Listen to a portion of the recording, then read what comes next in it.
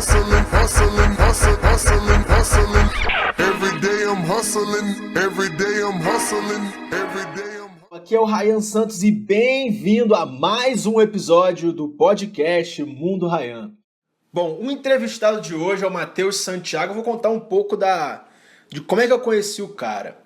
Semana passada eu joguei o livro Imigrante Legal pro pessoal que assina minha lista de e-mail e pedi ajuda pra galera ler o livro e para apontar erros ortográficos ou coisas que não fizeram tão sentido na estrutura dos capítulos e na história. Aí uma galera me respondeu, me deu os toques lá e teve um cara que fez um relatório totalmente elaborado, fez linha por linha, capítulo tal. O cara fez assim Mano, parecia que ele era profissional nisso, mas ele não tinha nada a ver com o mercado literário. E ele mora em Belo Horizonte. E eu fui almoçar com ele, pagar um almoço pra ele, pela gratidão que eu tenho, que eu tive por ele, dele passar o facão, passar o rodo no meu livro. E acabei, Matheus... E aí, meu chapa? Tranquilo? Fiquei amigo do cara e o cara é sensacional, interessante pra caramba. Não é famoso, não é milionário que nem os outros, mas ele tem muita coisa a passar, muita coisa a ensinar. Matheus, o que você faz da vida, mano? Cara, eu sou consultor de gestão empresarial.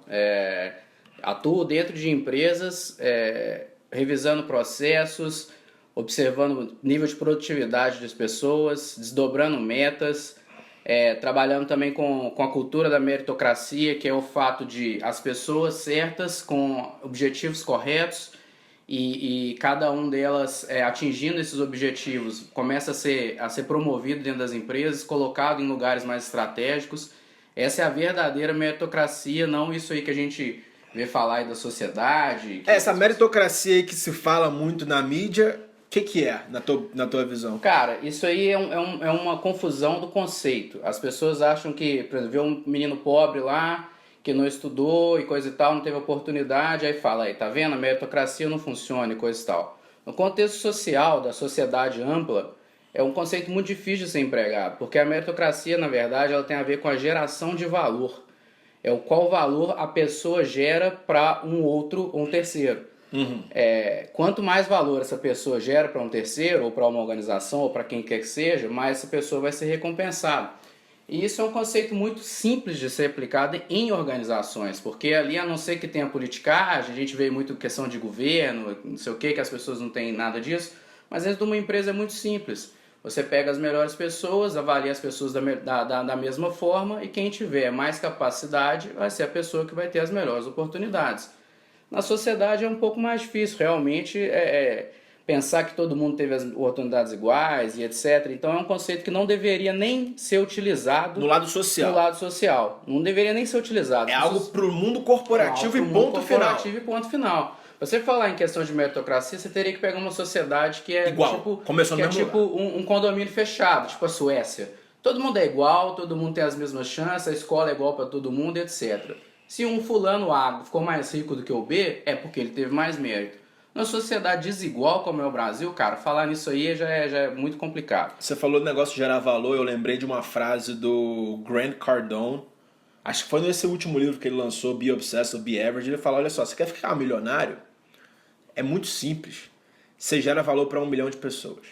Aí é aquela coisa, você falou de gerar valor, eu fico pensando aqui, a Kéfera Bookman do YouTube, ela ganha milhões e milhões, versus o doutor, o médico, que salva vidas, não ganha nem 5% do que a Kéfera ganha. Aí eu penso, qual a diferença? A Kéfera faz as palhaçadas dela, mas ela gera valor para os seguidores. Se não gerasse, ela não teria seguidores. Ela gera valor para os seguidores e para a empresa que gera esse dinheiro para ela. Verdade. Ela gera valor para o YouTube. O YouTube é um canal de mídia que conta com a audiência das pessoas. Se as pessoas se interessam mais por ver esse tipo de coisa do que ver um programa elaborado, um programa técnico, etc., ela está gerando valor para o YouTube. É verdade. E de uma forma ou outra, se as pessoas querem se entreter dessa forma, e aí não entrando no julgamento, se cada um. ela achou um nicho de mercado, faz a graça dela, e gera valor para o YouTube. O YouTube e os patrocinadores é que injetam a grana nela. É isso. Com certeza. Vamos lá. Como é que você virou consultor, mano? Cara, eu comecei na faculdade fazendo engenharia de produção. E até é bom falar pra garotada aí que eu sou um cara um pouco mais velho que os leitores habituais do Ryan. Mas eu tenho 32, o pessoal aí tá na faixa dos 25 e tal, que é a mesma idade dele. Eu comecei na faculdade fazendo engenharia, eu era enrolado pra cacete, cara. Eu era enrolado pra caralho, eu não fazia porra nenhuma. Vagabundo pra cacete. Ia pra aula jogar poker, festa e farra e tal. Goró. Fiquei lá enrolando aquela merda lá um tempão. Na UFMG. Na UFMG. Que é uma puta universidade. É uma puta universidade, mas então, antes disso, você já era um nerd. Pô, você mandou bem no vestibular. Porra, cara, eu era daqueles caras malucos que ficavam na escola enchendo o saco dos outros, mas tirava nota boa, sacou? Aprendia rápido. Aprendia rápido e aprendia só de ver. Então, direto, coordenador ligava pra minha mãe e falava pra eu ir lá, pra minha mãe lá no colégio, reclamando que eu tava atrapalhando meus colegas, tirava nota ruim e eu tirava nota boa. Desse tipo. Aí passei no FMG. Tamo junto. Fiquei lá e tal. E, na verdade, depois de muito tempo, eu descobri que, na verdade, não era aquilo que eu queria fazer. Eu não tinha... Quanto tempo? Cara, eu fiquei fazendo engenharia 8 anos. Não, para. Sério. Eu fiquei fazendo engenharia 8 anos sem formar. Só levando lá, porque a produção era um curso novo e tinha como você fazer uma matéria depois... A matéria que era depois, você tinha como você fazer antes da matéria você ter passado. E você fazia 2 matérias ao mesmo tempo. Era bem confuso e eu fui enrolando, fiz amizade com os professores e consegui matricular e coisa e tal. E fiquei naquela lá muito tempo, até que um dia eu caí na real de que eu tinha que dar um jeito na minha vida. Eu já tinha 26 anos quando eu resolvi isso. Então, o exemplo... Foi aí o turning point de vagabundo para cara sério. E eu já tinha feito alguns estágios e tal, e eu percebi que o que eu gostava era aquele ambiente corporativo ali, era de estar dentro de empresa, de estar dentro do escritório, desembolar as coisas e tal.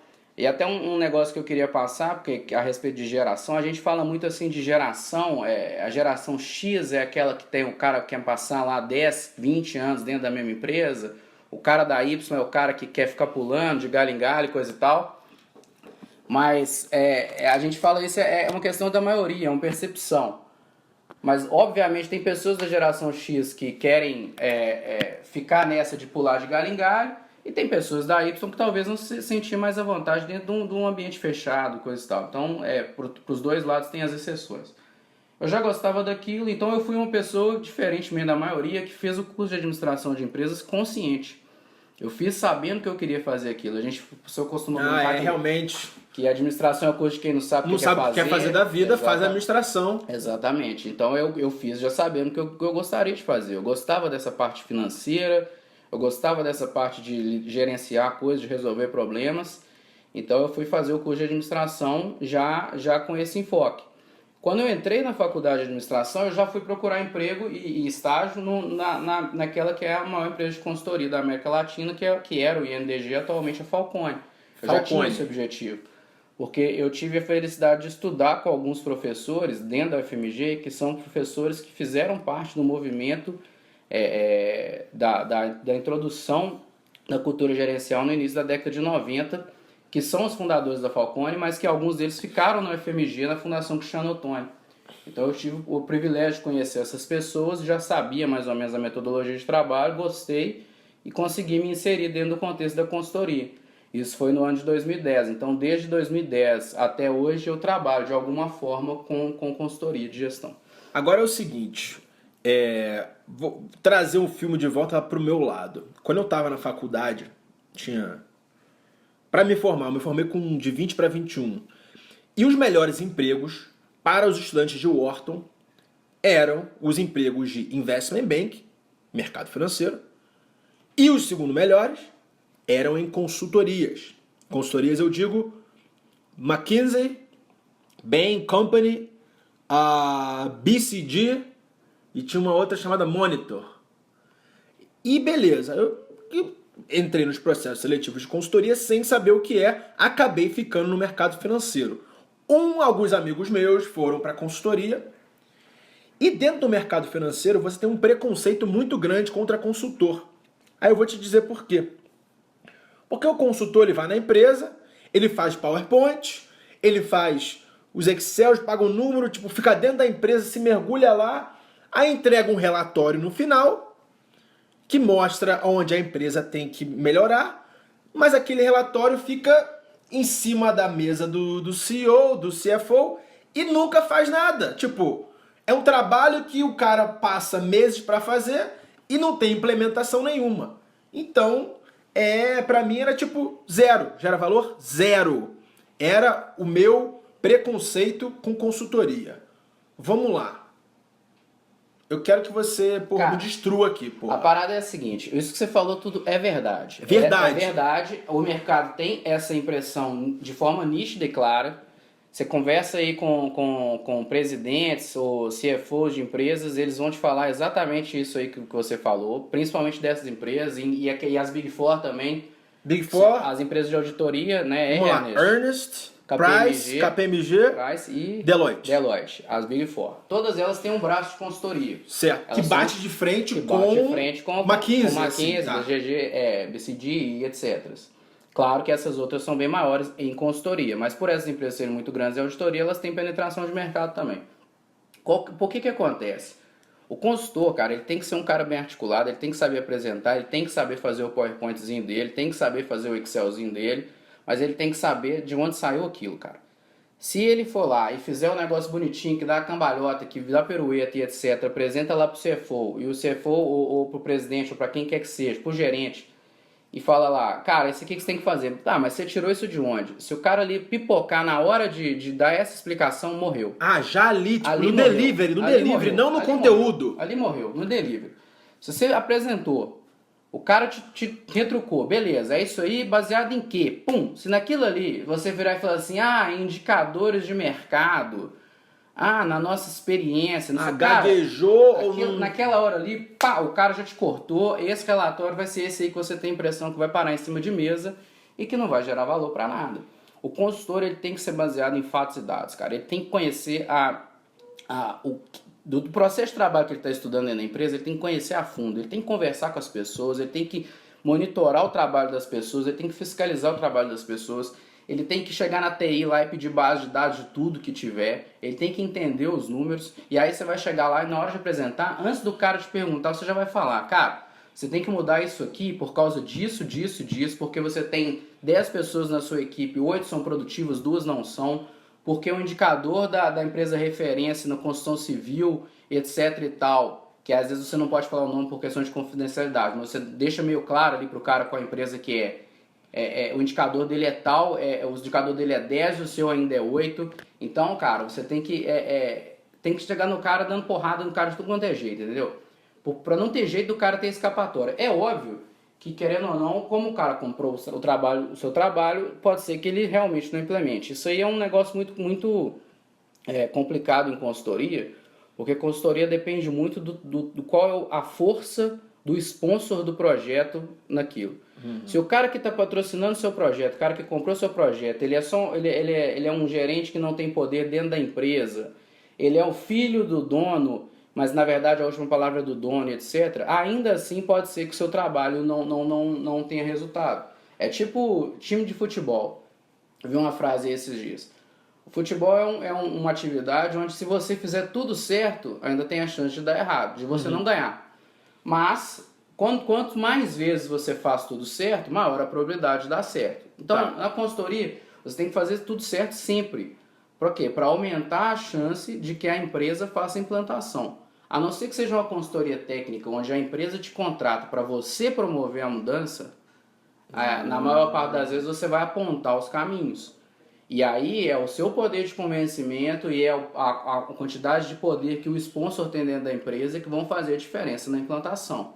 Mas é claro, se você chega para o cara e fala o seguinte, cara, você tem aqui 600 pessoas trabalhando nessa área, você conseguiria fazer o mesmo trabalho com 400. Você consegue economizar uma redução de quadro de 200 pessoas. Com base nesse parâmetro de produtividade, com base nesse benchmark de mercado, com base nesse nível de expectativa, com essas metas, etc., o cara não tem para onde correr. E aí, só se ele for doido de rasgar dinheiro e querer continuar rodando 600 pessoas em vez de rodar 400. É isso que o consultor tem que fazer. No teu caso, você entra na empresa, e fica observando. Isso, Você é meio que do um cara chato ali. Cara, o consultor, ele é pro empregado, o consultor sempre vê o empregado sempre vê o consultor de uma forma meio negativa. Ameaça. Porque ele sempre acha que vai, ou ele vai ser demitido, ou vai mudar o status quo dele ali. O camarada que trabalha em empresa, sei lá, 80%, não vou falar um número assim, porque seria um chute, mas um número grande das pessoas que trabalham em empresa, elas estão bem confortáveis com a situação delas ali. É um ou outro que é o cara que quer subir, que quer virar gerente, quer virar diretor, que é o cara que pensa na carreira. A maior parte dos caras, o cara tá ali como analista, como assistente, mas tá tranquilo, vai chorar um aumentozinho ali no final do ano e coisa e tal. Ele se acostumou naquela rotina ali. Não que seja ruim ter uma rotina, a gente pode até falar um pouco disso depois. Opa, não, vou até te cortar agora para trazer uma frase do Tim Ferriss, que também foi citado no livro So Good They Can't Ignore. Ele fala: o pior emprego do mundo não é aquele que você ganha pouco. O pior emprego do mundo, porque quando você ganha pouco, você vai se chacoalhar para arrumar outra coisa e ganhar bem. O pior emprego do mundo é quando você ganha bem e vê que não tá tendo o que você não gosta. Por quê? Você fica ali por causa do dinheiro, porque você sabe que o outro lado pode ter uma incerteza. Então, você vê a vida passar ali, mano. Aí você falou assim, 90% da pessoa basicamente vê a vida passar. Vê a vida passar, ela só vai preocupar com arrumar outra coisa na hora que ela se sente ameaçada. Quando o consultor tá lá dentro. Quando o consultor tá lá dentro, quando tem a crise do mercado, quando começam a ter cortes na empresa e etc. Aí que ela começa a se chacoalhar para tentar arrumar uma coisa. Mas se não for esse o caso, te falar sinceramente, 90% das pessoas do ambiente corporativo, elas entrariam na empresa com cargo A e aposentariam com esse mesmo cargo. Teriam os aumentos progressivos ali da carreira só, mas dar o salto, aquela diferença, né? Um gap de conhecimento que a pessoa tem que ter para atingir um nível mais acima, ela não está interessada em conseguir, entendeu?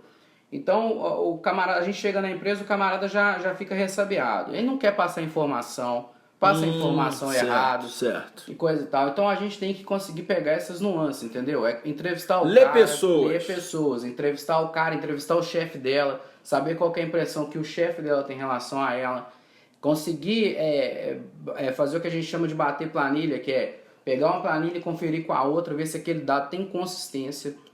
Então não é simplesmente pegar a primeira informação, fazer sua análise toda com baseado. Vou lá, faço uma entrevista de 5 minutos com o sujeito, pego uma base de dados e dou a resposta.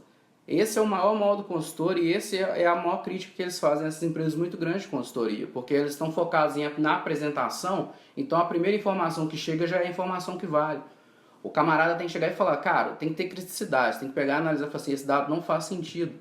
Procura outra fonte de informação. Eu conversei com esse cara, vou repetir a entrevista, vou ver se eu consigo falar com ele meia hora, vou ver se eu consigo falar com ele 1 hora. Pra ver se eu consigo pegar mais alguma coisa. Vou conversar com o par dele. Então, entrar dentro da empresa. A gente passa um projeto de consultoria, sei lá, que dura, por exemplo, 6 meses. Os 3 primeiros, geralmente, são o que a gente chama de planejamento. Depois a gente planeja, entrega os resultados propostos e faz o acompanhamento para ver se essa empresa está realmente praticando aquelas mudanças. Esses 3 meses, vamos supor que sejam esses 6 meses, esses 3 meses iniciais são aqueles intensos, que o consultor fica na empresa até 10 horas da noite, que o consultor se desdobra para entrevistar 3 pessoas ao mesmo tempo, que divide a equipe, põe um estagiário para entrevistar gestor, entendeu? O estagiário viaja contigo? Cara, viaja, tem estagiário que viaja. A gente consegue, às vezes, arrumar algumas pessoas trainee e tal, nas localidades onde a gente vai fazer o trabalho, mas a gente tem alguns estagiários que viajam também. Então, o consultor, cara, a partir do momento que ele recebeu os primeiros treinamentos iniciais e tal, ele já está no campo igual aos outros. Tem que saber pegar as coisas para fazer, entendeu? E não tem essa não. O camarada pode ser o pica lá, o chefão do projeto e coisa e tal. Se o cara não botar a mão na massa, ele vai cair nesse negócio aí. Imagina, pega um projeto, por exemplo, que tem uma equipe ali com 5, 6 pessoas. O gerente do projeto não se envolve. Na hora da apresentação lá para o conselho da empresa, quem vai apresentar é o gerente. Se esse cara não estiver participando do dia a dia do projeto, não botar a mão na massa, na hora que ele for trucado lá pelo conselho, pelo CFO, pelo presidente, ele vai gaguejar. E aí vai cair no mesmo erro do consultor da McKinsey. Exatamente. Caramba. Exatamente. É o delivery. Só na hora de... Então, o cara só gagueja quando ele não sabe o conteúdo, né? Exatamente. É igual quando você vai lá fazer uma prova, cara, e que você não sabe. Aí Você vai fazer uma prova de matemática que sem saber a matéria. Você vai inventar? Não tem jeito, cara. Não adianta. Você não vai inventar fórmula, não vai inventar número. Você vai deixar em branco. É o que acontece com um camarada desse numa reunião desse tipo. O camarada alguém pergunta pra ele, e aí, mas esse número aí saiu de onde? O cara, não sei. Aí já era, cara. Perdeu, acabou o projeto. Então você trabalha com hábitos corporativos. Sim. Tipo, hackeando tudo de empresa. Tipo, Exatamente. a rotina do cara, o que ele faz todos os dias, certo horário. Exatamente. Mas você metrifica mesmo, você fica do lado do cara, tipo, com um cronômetro. Se o trabalho for relativo a processos de trabalho, sim. Sim, a gente dá um exemplo aí. tudo. Então, por exemplo, assim, vou pegar um processinho simples. Um processo de contas a pagar. Um processo de contas a receber. Então, o camarada, para receber alguma coisa, a sua empresa vende, etc. Então, ela tem que receber. Ela recebe de quem? Dos clientes. E recebe principalmente de varejistas e atacadistas. Então, certo. São compras grandes, etc. Então, são processos ali de notas que têm que ser faturadas. O processo aquilo tem que ser emitido para o cliente para fazer o pagamento, etc. e tal. Então, você bota uma pessoa na equipe. Tem um sisteminha lá que roda isso. Quanto tempo a pessoa demora para fazer um cadastro, por exemplo, de 10 empresas clientes? Tempo mesmo. Tempo Cronômetro. Cara, se você tem uma pessoa na equipe que consegue fazer isso ali em 30 segundos, todas as outras pessoas da equipe têm que fazer em 30 segundos. Não adianta, cara, entendeu? Se a pessoa está demorando, é lógico, tem uma tolerância ali, a pessoa demora 30, outra demora 40, etc. Mas tem um camarada lá que demorando 2, esse camarada não serve para fazer esse tipo de trabalho. Às vezes é um trabalho que tem que ter um nível de atenção maior, uma agilidade maior, etc. O camarada pode até ser bom, mas ele tem que ser bom em outra coisa. Para aquilo ali ele não serve.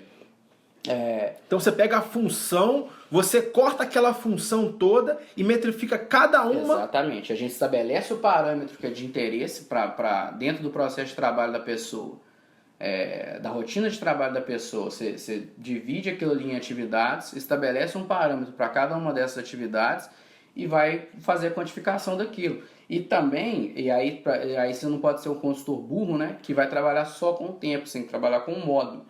Por que aquela pessoa que trabalha mais rápido faz aquilo mais rápido? O modo de trabalho dela é importante. Como é que você vê isso? Porque aí, cara, você vai entender a rotina, exatamente a sequência de atividades do jeito que o cara faz. Às vezes o outro cara está demorando mais porque, por exemplo, sei lá, ele está lendo o relatório inteiro primeiro para depois digitar. O outro cara, não, ele está pegando e digitando, mas e se tiver erro? Ou seja, esse cara está trabalhando mais rápido, mas ele não tem o mesmo nível de assertividade que o outro. Então você vai falar o seguinte, esse cara aqui demora 30 segundos, esse outro demora 2 minutos. Só que o cara que demora 30 segundos, ele tem 20% de erro. O outro cara tem 2% de erro. O que é melhor? É o cara que demora mais, mas comete muito menos erros? Ou o outro cara que... E aí você vai tentar chegar no meio termo. Então é métrica objetiva e subjetiva. Objetivos... Não, o parâmetro ele é um pouco subjetivo, mas a gente tem que objetificar ele. A gente tem que quantificar o negócio. Então eu não posso pensar só, por exemplo, assim, no tempo que o camarada demora para fazer a atividade. A não ser que seja uma atividade à prova de erro. Então, se o tempo do camarada demora para fazer a atividade versus a quantidade de erros que ele comete. Eu sempre tenho que ter pelo menos 2 dimensões de todas as atividades da pessoa para conseguir ter um parâmetro mais inteligente, um parâmetro mais racional daquilo que o cara está fazendo. Porque senão eu posso balizar todo mundo por um camarada que não está te entregando o resultado. Você tem que pensar o seguinte, o que é o foco? O foco é o fim. Por exemplo, na atividade de recrutamento e seleção, você é o RH de uma empresa. Tá, beleza. Recrutamento, qual que é o fim? Qual que é a finalidade? Contratar gente. Não, a finalidade é o cara trabalhando dentro da empresa. Essa é a finalidade. Botar o cara para operar. Tá não é só contratando, botar o cara on board mesmo. A finalidade do processo de recrutamento e seleção é o camarada trabalhando dentro da empresa. Isso aí eu vou olhar lá no final. Então a grande métrica desse negócio é quantos caras eu botei para rodar dentro da empresa esse ano. Entendeu? Então, seja em substituições de vagas, seja em vagas novas. Só que o processo de recrutamento e seleção ele pode ser quebrado em várias etapas. Então, para quantos e-mails publicitários ou sites tipo vagas.com, etc., em quantos desses eu fiz o cadastro da vaga? Quantos candidatos eu chamei para a vaga? Quantos candidatos eu me responderam? Qual que é o meu índice de resposta de candidatos? até para avaliar o que a gente chama de empresabilidade, né? Quantas pessoas querem trabalhar na nossa empresa.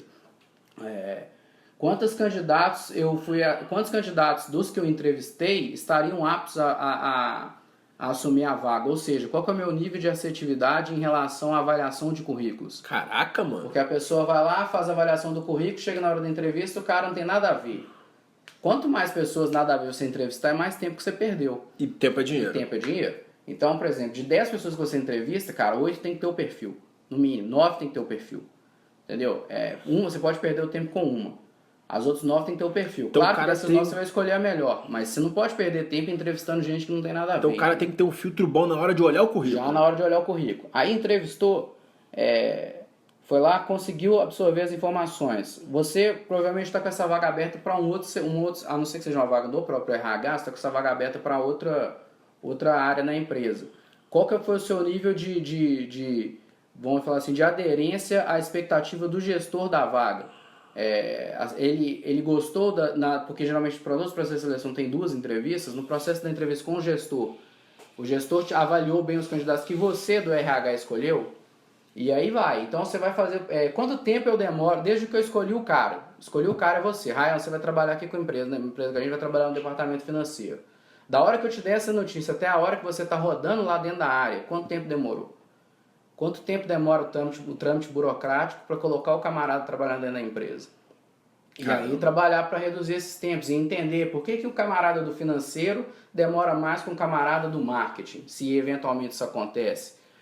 Tem a ver com o analista que está tomando conta da função, tem a ver com a questão da área, algum certificado a mais que para trabalhar na área A é necessário, na B não é.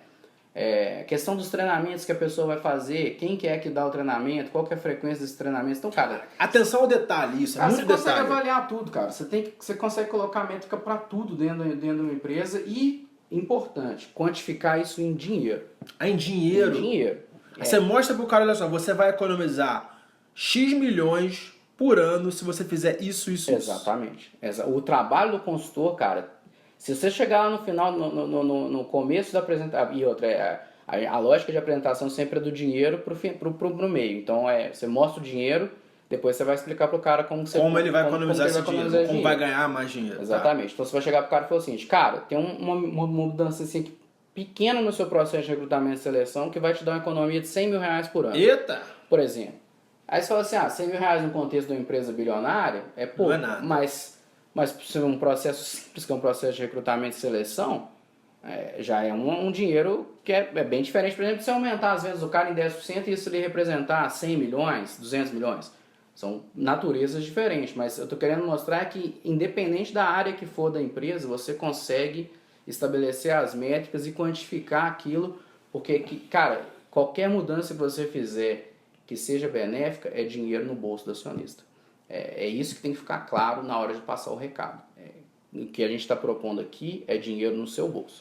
Tanto no RH quanto na linha de produção você fica ali. Fica ali. Tem dia que você tá lá de terno e gravata dentro da empresa e tem dia que você tá de chapéu, E o trabalho do consultor, cara, ele é o seguinte, tem uma questão de mercado que fala muito assim que o consultor ele não entende o nosso mercado. É verdade. A pessoa fala isso. Então você vai trabalhar, sei lá, numa empresa de mineração. Cara, porra, você não entende nada desse negócio aqui de mineração, você entende de mina? Cara, a gente não precisa de entender, a gente precisa entender de método. É óbvio, com o passar do tempo na experiência, você já trabalhou em 1, 2, 3 empresas de mineração, quando você for trabalhar na 4ª, tem um punhado de coisa ali que você já sabe. Por exemplo, qual a tua especialidade? Não, qual virou tua especialidade ao longo dos anos? A minha especialidade é a parte de pessoas. É a parte de mandar a gente embora e coisas desse tipo, entendeu? E a parte financeira também. Então, por exemplo, quando eu entro em área financeira, quantos a pagar, quantos a receber, fluxo de caixa, etc e tal, de bater o olho eu já sabe onde está o erro. Já sei mais ou menos onde estão os maiores erros. Essas são as minhas especialidades, vamos dizer assim. Mas, setor de empresa, você não tem assim, mineração, porque banco, como eu trabalhei muito, essas áreas são áreas comuns em qualquer empresa. Então, tipo assim, o RH... é verdade. Toda empresa tem RH e toda empresa tem financeiro. Então, e aí tanto faz. Mas, obviamente, tem alguns consultores que são cara especialista, por exemplo, em comércio varejista. Tá. O camarada, tipo, por mais que o método seja avaliar esses detalhes, etc e tal, o cara tem tanta experiência ali no varejo Que o camarada chega num supermercado aí regional, aí, o camarada chega no supermercado aí sei lá, do interior de Roraima. Roraima. O cara chega lá e, pô, o cara já rodou 3 ou 4 supermercados aqui no Sudeste, coisa e tal. Quando ele chega lá, bicho, aquilo ali, o cara é quase se fosse uma Disneylândia, cara. O camarada chega lá e fala assim, bicho, na cabeça dele, né? Não vai falar isso com o camarada de cara, mas ele fala, cara, isso aqui tá tudo errado, cara. Várzea. Cara, vaza, coisa que a gente chama de mato alto, né? O ver e agir, coisa simples que você consegue mudar.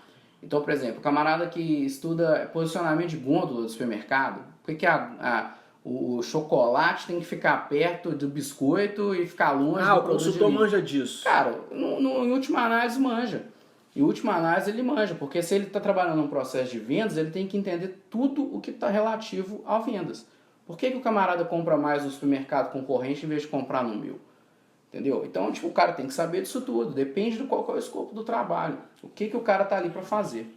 Um grande atrativo, pelo menos na época que eu estava procurando emprego, e as pessoas que trabalhavam em consultoria ostentavam para mim, é o lifestyle.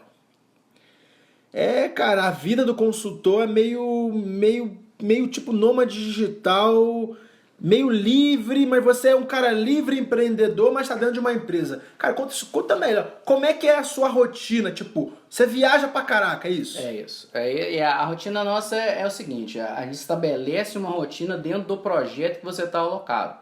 Tirando isso, não tem rotina. Porque você está num projeto no interior do Rio Grande do Sul, de repente o camarada te manda um projeto no Acre, e de repente você está numa empresa que tem, 10 mil funcionários, na outra empresa você trabalha numa empresa que trabalha com 40, 50 pessoas apenas, mas o faturamento é muito alto. Então, são nuances assim muito, muito diversas. Então, você tem um projeto que você está na Avenida Paulista, trabalhando em Gravatá, dentro do Banco Itaú, por exemplo, um projeto desse tipo. Do outro lado, você está atravessando o Rio de jangada para chegar numa madeireira. Ah, sério? No interior do Pará, sacou? Já fez isso? Eu já. Lá pro Pará, Acre, esses lugares... Cara, esses lugares aí, tudo rola essas paradas, entendeu? Então, tipo assim, se não for capital, projetos assim, mais pro norte do país, sempre tem essas aventuras, entendeu? Então, cara, o que você falou do lifestyle do consultor, a grande vantagem do consultor é o seguinte, ele não é aquele trabalho rotineiro, onde você faz exatamente a mesma coisa todo dia. Isso com certeza não é. Então, para quem gosta aí, por exemplo, para quem pensa em trabalhar cada dia num lugar e coisa e tal, passar 2 anos numa empresa, 3 anos na outra, etc e tal, a consultoria é um mercado excelente. Aquela vida de hotel, né? Que você mora em hotel, basicamente. Quando você tá em trânsito, cara, geralmente você tem o seu ponto de partida, né? Que é a minha casa. Tua casa, você paga aluguel. Eu moro, meu quarto é na casa da minha mãe. Então, é que você não precisa pagar aluguel aqui, porque você tá sempre na rua. Sempre na rua. Então, tipo assim, aí você não tem casa, você mora em hotel. Não tem casa, só tem um carro porque meu carro já tá mais velho, na época que eu comprei eu precisava, mas também podia ter trocado, até hoje não troquei, porque é só pra me... Então, teu custo de vida é mínimo. Tipo, meu custo de vida é muito custo físico, fixo. Cara, o custo de vida do consultor, isso aí é um negócio que, hoje em dia, o mercado tá um pouco saturado. Então, mas pro pessoal que é consultor aí já há 10 anos, por exemplo, esse pessoal conseguiu juntar muita grana, cara. Porque ele recebe acima do mercado. Acima do mercado, justamente, porque trabalha com tem um trabalho de uma natureza de agregação de valor alta. Opa, aquele tópico primeiro que a gente falou. Exatamente. Agregar mais valor, você vai ganhar mais. Você ganha mais. Trabalha em trânsito, que querendo ou não, as empresas têm que recompensar isso financeiramente. Piloto de avião ganha bem porque trabalha em trânsito. Tá, entendi. Exatamente. Tá. Então, o seu salário é pelo menos 20% acima do mercado para fazer a mesma função se você tivesse lotado em uma cidade. Então, por exemplo, um consultor analista, ele ganha pelo menos 20%, 30% a mais de um analista de empresa. Entendeu? O cara é analista fiscal. Pega o salário médio desse cara, do que o salário do consultor, mesmo consultor analista, vai ser 20%, 30% a mais. Tá. Então, esse camarada, ele consegue juntar muita grana, porque você está em outra cidade, você tem a sua diária, que você pode gastar ali para comer e etc. Então você não paga seu almoço, não paga a sua janta porque tá na conta da porque empresa. Tá na conta da empresa. Você não paga aluguel porque a empresa tá pagando hotel pra você. Então, tipo assim... Deixa eu ver então, o que mais você gostaria? Porra, cara, Então o teu salário todo vai pra poupança, vai pra balada. Cara, eu vou te falar, te dar a real aqui, assim, em off. Em off com milhares de pessoas te Dá ouvindo. real Conta aqui em pra off, mim. cara. Eu não gasto nem 50% do que eu ganho. Nunca gastei. O máximo que eu já gastei na vida foi, sei lá, deixa eu pagar alguma coisa extra. Mas eu não gasto 50% do que eu ganho, entendeu? Na média eu gasto 40%. Pô, já de aluguel, as pessoas gastam 30%, sabe? Só no aluguel. Tipo assim, Ainda mais no Rio de Janeiro e São Paulo. Só no aluguel. Uma coisa que você não vai ver, cara, é consultor que mora de aluguel. Quando o consultor quer... Por exemplo, eu ainda tô na casa da minha mãe por conveniência, mas se o camarada quer, ele compra um apartamento, entendeu? Porque ele conseguiu juntar o dinheiro. A hora que você vê, o cara tem 300 mil na conta dele ali pra comprar um apartamento, é tranquilo, entendeu? Mas ele não precisa porque ele não precisa. Não tem casa. Se ele quiser ter uma casa, eu mudei meu estilo de vida. Agora eu vou ficar mais light, eu vou... Vai casar aqui, não. Casar é mais complicado. Depois a gente fala sobre casar. Vou trabalhar 15 dias e ficar 15 dias em casa. Eu conheço caras que já estão nesse ritmo já, sacou? Caramba. Aí o camarada compra um apartamento, fica ali tranquilo, toca uns projetinhos paralelos, alguma coisa, abre uma franquia, sei lá, investe em alguma coisa, trabalha... Tem muito consultor que é fera em aplicação em bolsa e coisa e tal. O cara fica 15 dias ali curtindo a casa dele, que ele comprou no cash, e os outros 15 dias ele está trabalhando. O valor de agenda dele é tão alto, já chega no nível do valor de agenda dele ser tão alto, o nível de agregação de valor que ele promove para as empresas é tão alto que as empresas recompensam ele com um valor que, se ele trabalhar um dia, para ele é como se uma pessoa comum estivesse trabalhando 2. Então, mas é um negócio assim, que também é uma faca de 2 gumes, né? Se o camarada quer ficar milionário, aí já é um pouco mais complicado. Porque... Cara, vou te falar, ser bem sincero, empregado nenhum fica milionário. Por quê? Porque você é empregado. Empregado ficar milionário é muito difícil. Ou você é empregado ou você é parceiro da empresa. Você trabalha ali com um esquema de contrato e etc. Mas você tem uma qualidade de vida e para quem gosta, né? Claro, está na correria, etc. e tal. E uma possibilidade de organização financeira que, trabalhando em empresinha assim, você não vai conseguir, cara, entendeu? Não vai conseguir. É óbvio, o camarada, para ficar milionário, aí ele tem que fazer a frase que você falou, você tem que gerar valor para 1 milhão de pessoas. Mas se você não tem esse objetivo, e é legítimo que não seja o objetivo de todo mundo, porque às vezes eu quero ficar milionário, como? Ganhar na Mega Sena. Aí é fácil, né? Todo mundo quer.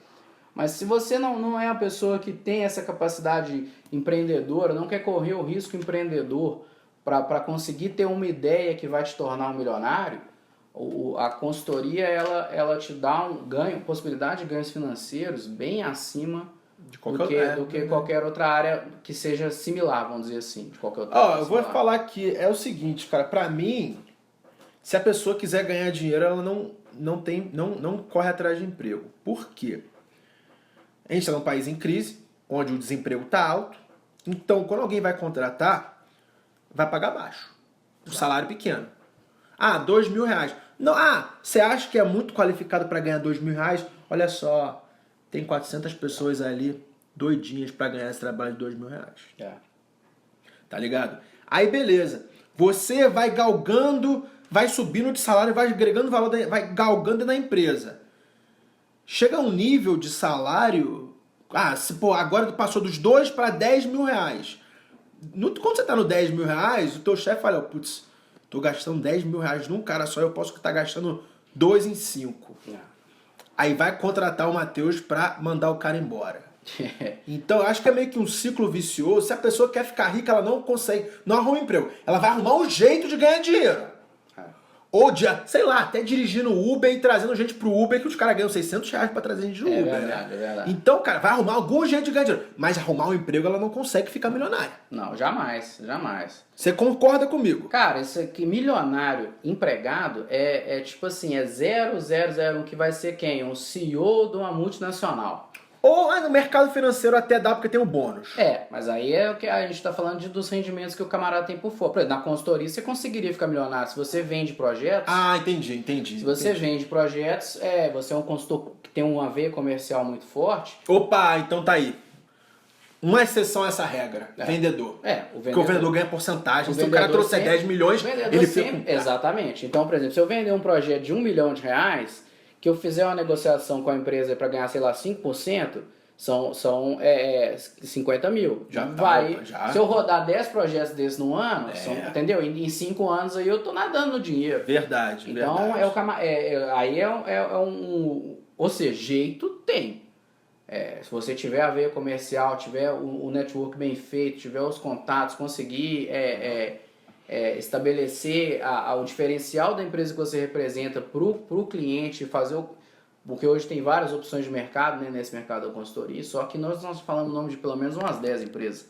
Certo. Então, se você consegue mostrar para o cliente o diferencial de onde você está trabalhando e consegue emplacar bons projetos, etc., aí você tem uma possibilidade, porque aí é onde você vira o parceiro da empresa. Você não é empregado.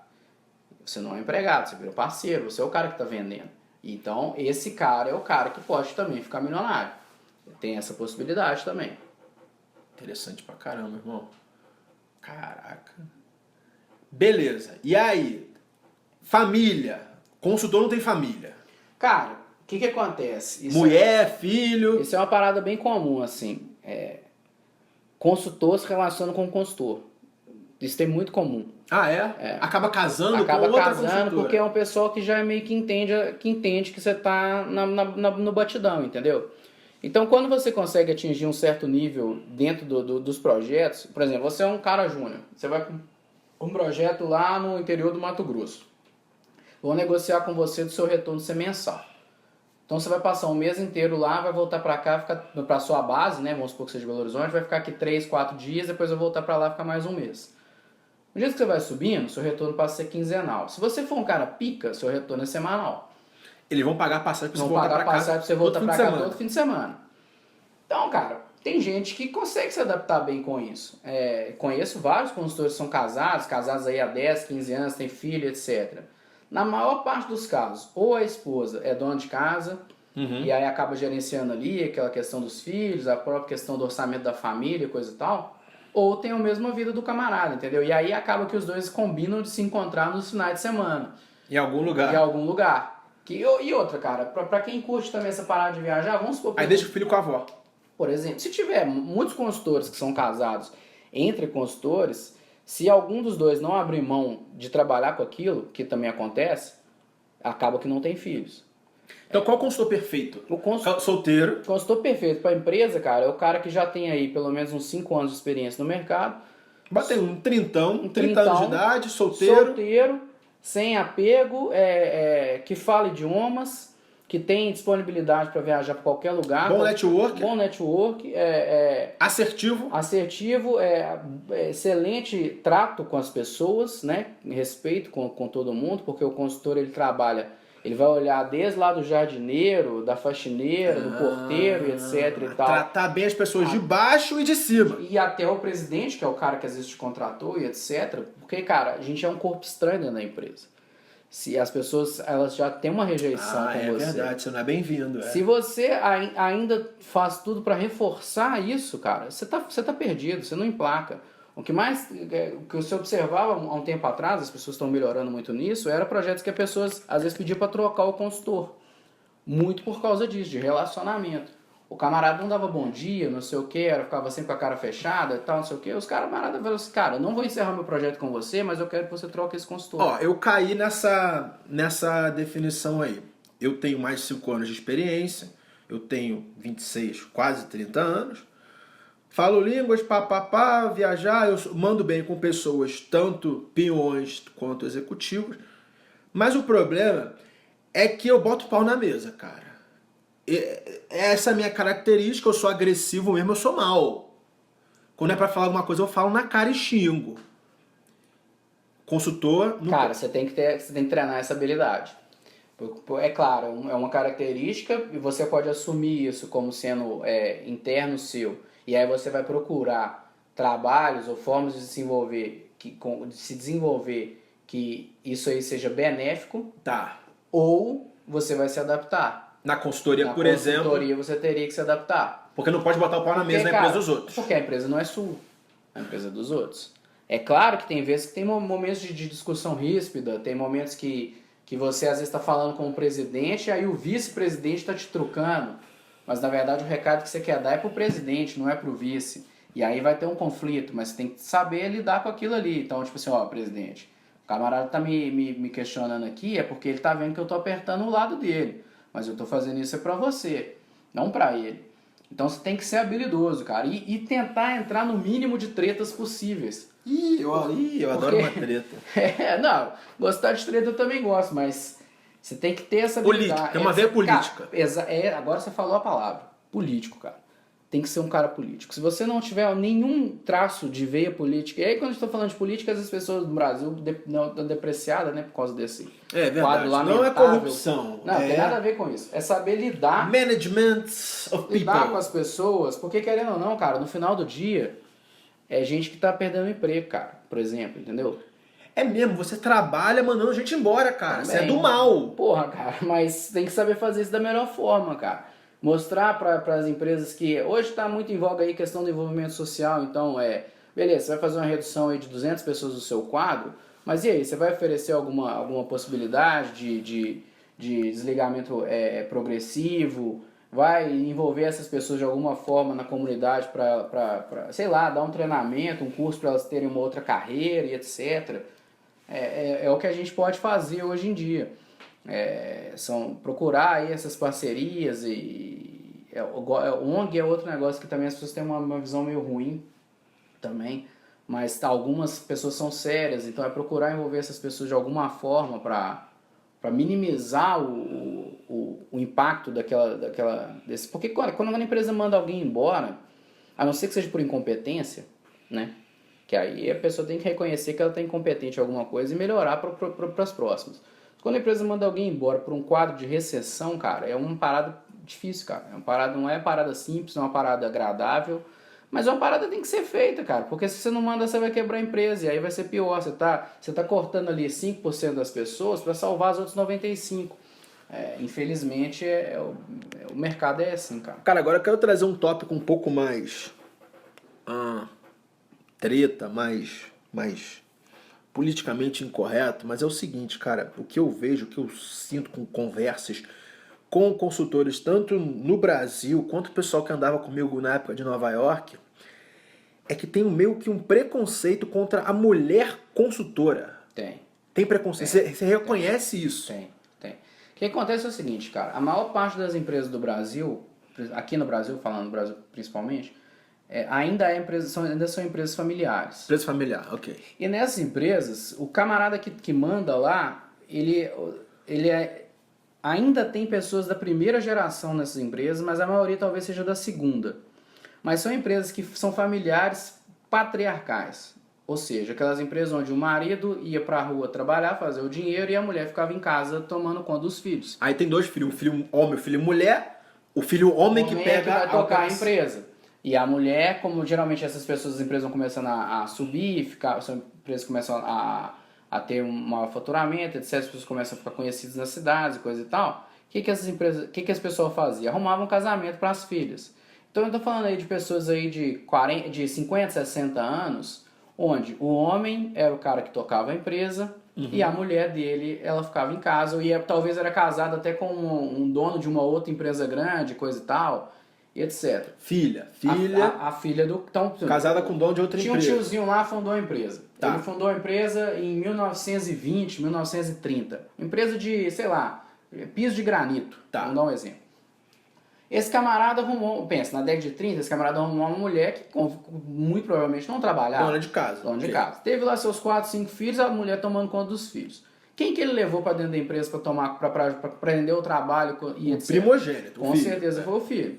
A filha dele, como ele já tinha um relacionamento na cidade, etc., provavelmente vai relacionar lá com o dono sei lá, o dono da venda.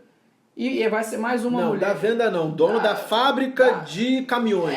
Por exemplo, o dono da venda que eu digo é o dono do varejista da cidade. Camarada grande. Entendi. Aí vai casar bem. É mais uma geração de mulher que também vai ficar sem trabalhar. Porque vai ter um marido rico. Exatamente. Tá, entendi. Então, cara, agora, talvez, na próxima geração, nos líderes seria de terceira. Na terceira, talvez tenham mulheres assumindo postos de conselho, etc e tal. Mas até hoje são homens mais velhos com essa veia bem patriarcal e coisa e tal. Então, cara, o camarada tem a resistência com mulher sim, infelizmente, é um negócio que a gente tem que reconhecer.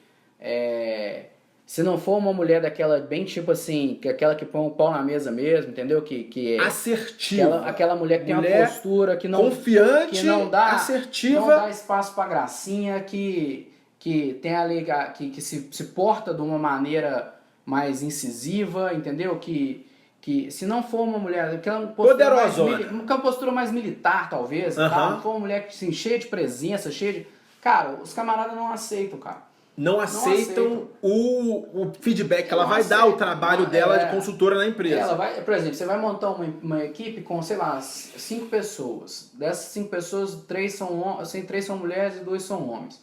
Na hora de passar o recado lá, ao final do projeto e etc., dependendo da empresa que for, se você não tiver uma mulher desse tipo na equipe, é melhor você mandar o cara, infelizmente. E ainda existem projetos onde o camarada vira e fala assim, quem que é o líder que vai ser o líder do projeto? Ah, vai ser a fulana. Não, a fulana eu não aceito. Ainda o cliente. O cliente. Pra gente, cara, das melhores experiências que eu tive profissionais com pessoas acima de mim, muitas delas foram com mulheres. Eu tive grandes mulheres que me ensinaram muito na minha profissão e que eu devo muito. Mas, infelizmente, ainda quando você pega esses clientes com essa mentalidade meio retrógrada, esses camaradas mais antigos, ainda tem muita resistência em relação ao trabalho da mulher. Isso aí do lado do topo. Estão falando com CFOs, com presidente. E na parte de baixo de implementação com os peões de obra, também deve ser meio brabo. Cara, porque aí é uma questão mais cultural mesmo, né? Que é a questão da ignorância, do trato com as pessoas. Falta né? de respeito. Falta de respeito mesmo. Então, mas hoje a gente consegue ver muitas mulheres rompendo essa fronteira. Mas tem cantada, assim. Isso com certeza. Mesmo, ela vai pra operação lá no Acre. No ambiente aí mais vamos dizer assim, o nível mais baixo na pirâmide organizacional, cara, dependendo da natureza da empresa, né? Se for pessoas com menor qualificação, e até lugares mais distantes, etc., a gente já viu muitos problemas com isso, infelizmente. Mas é uma barreira aí que eu acho que as mulheres estão conseguindo romper. Eu conheço várias meninas aí que são engenheiras de minas, trabalham dentro da mina com um monte de peão, líder de equipe que trabalha em projetos aí remotos e etc. Então é uma barreira que, felizmente, a gente está conseguindo... Eu acho que daqui a uns 20, 30 anos, eu acho que isso vai ter melhorado, assim, bem. A gente não vai ter mais tantos casos. Claro, eu acho que essa questão de cantada, de assédio, etc., eu acho que, infelizmente, é da natureza, é difícil de mudar, né, cara? É um aspecto comportamental que, infelizmente, muitos homens não se dão esse respeito e não ensinam os próprios filhos também, e aí vai perpetuando aquilo ali, mas eu acho que é uma barreira que as mulheres têm conseguido vencer aí bravamente. Você acha que as mulheres que entram nesse mundo, elas já estão preparadas para esse tipo de coisa? O que acontece é o seguinte, cara. Da natureza biológica, um negócio que é filho. Para a mulher ter um filho, para o casal ter um filho, que por melhor que o pai seja, por mais atencioso, por mais prestativo e etc. que seja, e a gente sabe que ainda por cima tem os casos onde o cara não tá nem aí, né? Uhum. Mas vamos supor um casal perfeito, que todo mundo tá de acordo e tal. Quem vai sofrer, quem vai passar ali pelas maiores consequências da gravidez é a mulher. Ela vai ter um período ali que ela vai ter que ficar sem trabalhar, mais o período ali que ela vai ter que ficar com os filhos, etc. Então é muito comum a gente ver nesse mercado, quando a mulher opta por ter filho, ela procurar um emprego que seja mais fixo. Ela sai da consultoria e vira analista de empresa, ganha 20% a menos. Vira um gerente, exatamente. Vira um gerente de 20% a menos. Mas ganha 20% a menos. É claro que com a qualificação que ela tem na consultoria, ela não vai virar analista, ela vai virar gerente. Então o salário é um pouco mais alto, acaba compensando esses 20%, vamos dizer assim. Mas isso é muito comum. Acaba que a mulher acaba abdicando muito mais. Mais comum você ver uma mulher que abdica da carreira pelos filhos do que você ver a mulher continuar e o marido dela ficar em casa tomando conta das crianças. É a questão da sociedade. Talvez no futuro a gente consiga ver casais mais mais abertos a essa possibilidade, Entendi, né? Do homem ter uma rotina mais fixa em casa, etc. E tomar conta das crianças. E a mulher ter os filhos, mas depois, 3 meses depois, já está tocando pau de novo. E as consultoras mais bem-sucedidas que eu conheço em termos financeiros... A mulher que ganhou muito dinheiro. Muito dinheiro. Elas são todas... ou elas escreveram livros, né? E aí tem uma rentabilidade por causa dessa outra fonte de renda, ou são mulheres que são solteiras, sem filhos. Solteiras, às vezes tem um relacionamento, até já foi casado e tal, mas geralmente não tem filhos. Não tem filhos. Carreira em primeiro lugar. Exatamente. Que evidentemente é uma opção que a mulher pode ter na vida também, né? É o seguinte, você leu o meu livro Wall Street? Yeah. Então, Wall Street... De todos, porra. Nós tamo junto, cara. Aí, ó, viu? Dei moral. Cara, o Matheus é uma das poucas pessoas que leu todos os meus livros, cara. Geralmente eu tenho uns leitores que leu, eu li um, li dois, mas leu todos. O Matheus... Pô, obrigado. Tamo junto. É o seguinte. Eu meto o pau no mercado financeiro. No Wall Street. Mesmo assim, eu bato no peito pra dizer que para quem está começando a carreira é o melhor lugar, ou um dos melhores lugares. E nessa análise eu colocaria a consultoria junto. Por quê? Cara, você tem 2 anos de experiência em mercado financeiro, ou 2 anos de experiência de consultoria, você nunca vai ficar desempregado. Você concorda com isso? Concordo. Conta pra mim. Concordo e concordo muito em cima daquilo que você estava falando antes de não procurar emprego. Porque o consultor, ou o cara que trabalhou no mercado financeiro, ele tomou tanta porrada de tudo quanto é jeito. Apanha. São duas coisas. Um é o bom investimento. Essas empresas geralmente investem em você. Elas te dão treinamento, te colocam para trabalhar com pessoas. Colocaram para trabalhar. Colocam para trabalhar com os caras bons, tem um coaching ali, tem alguém que você pode tirar uma dúvida, etc. Então essa é uma parte mais positiva. Você é pago para aprender no começo. No começo você é pago para aprender. Pode falar. Então, os dois, vamos dizer assim, os dois são positivos. Um é, vamos dizer assim, mais agradável, o outro é menos agradável. Mas no final das contas, os dois te formam como profissional. Então, de um lado agradável, tem isso. Investimento em treinamento, os caras te pagam para aprender, você convive com pessoas ali que você não teria acesso se não tivesse nesse mercado. Então, você, cara, ali em 2 anos ali, você faz um intensivão ali, bruto ali, de camarada que tem 10 anos de empresa, de empresa convencional não vai ter. Por outro lado, cara, você apanha igual condenado, cara. É nego te batendo de tudo quanto é jeito. Esse negócio tá errado. Cadê essa merda? Não tá pronto até agora. E a pressão o tempo inteiro, cara. Você apanha da empresa e apanha da empresa, apanha do seu chefe, apanha de todo mundo, cara. Você vê, tem nego te batendo. Tem uns camaradas que tem nada a ver lá na empresa, estão te batendo também.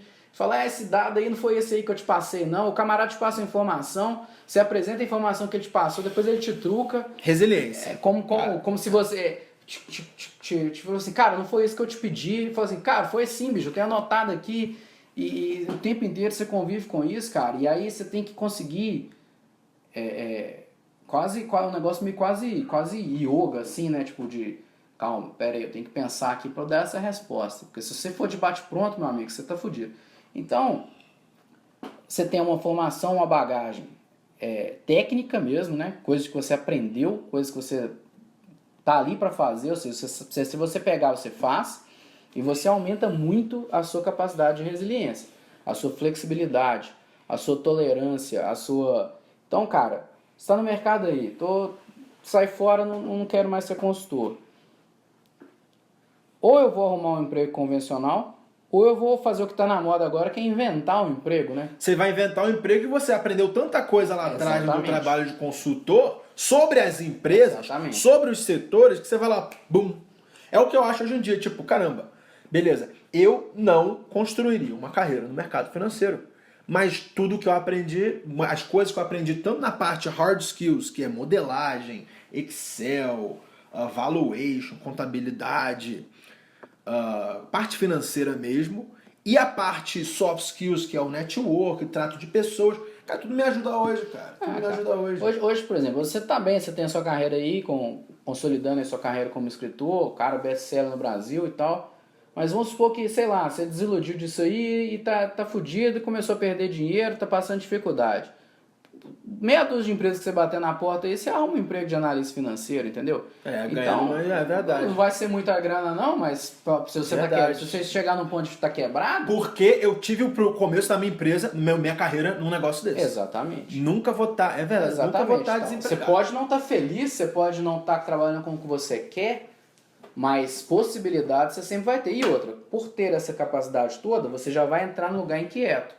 Porque aí também é uma outra dica aí, né, tal, que a gente pode passar, é que se para você o melhor lugar para você procurar emprego é quando você está empregado. Então, você aceita um emprego, que seja aquilo que não seja o emprego dos seus sonhos, e aí você começa a cavar lá dentro, cara. Eu consigo me promover? Eu consigo mudar de área? Eu consigo alguma coisa aqui dentro? Não. Então, cara, eu vou começar a reacionar meu networking para voltar pro mercado e sair daqui de onde eu tô. Não espera sair. Não espera sair, ficar demitido à toa. Pegar aquela rescisãozinha, botar um dinheiro botar no o dinheiro no bolso bolso, vai e gastando fundo procurar. de garantia, blá blá blá, que você vê que você tá 3 meses desempregado, e a hora que você vê, cara, morreu um monte de Ó, coisa. aconteceu comigo, cara. Eu vou te contar que hoje em dia eu tô num fluxo intenso de produtividade. Cara, no passado eu escrevi 4 livros e coproduzi mais um. Porque eu vejo que eu perdi 2 anos da minha vida e eu fiz uma decisão exatamente essa. Eu saí do emprego de Nova York e eu falei, mano, tô com dinheiro no bolso. Vou ficar na rua e ter tempo pra procurar outra coisa.